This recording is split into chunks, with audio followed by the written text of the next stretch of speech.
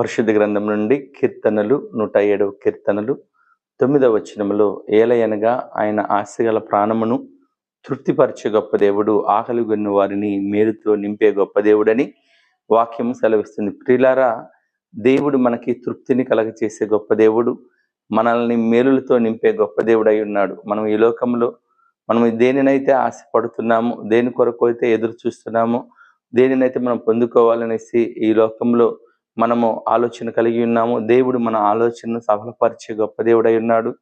మనకి కావలసిన ఉద్యోగాన్ని, మనం చేస్తున్న వ్యాపారాన్ని దేవుడు ఆశీర్వదించే గొప్ప దేవుడు, మన ప్రతి ఆలోచనను నెరవేర్చే గొప్ప దేవుడై ఉన్నాడు. అయితే మనం అడిగినవన్నీ పొందుకోవాలంటే యేసు ప్రభువారి యొక్క వాక్యపు అడుగుజాడల్లో మనం నడిచేవారిగా ఉండాలి. క్రీస్తులో మనం నిలిచేవారిగా ఉండాలి.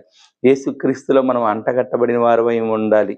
ఎవరైతే ప్రభువులో అంటగట్టబడి ప్రభులో నిలుస్తారో వారు అడిగినవన్నీ కూడా దేవుడు ఇచ్చే దేవుడై ఉన్నాడు. కనుక నీవు మనము ప్రభువు యొక్క వాక్యానుసారంగా జీవించి మేలులు పొందుకునే వారిగా ఉండాలని తెలియజేయచ్చు.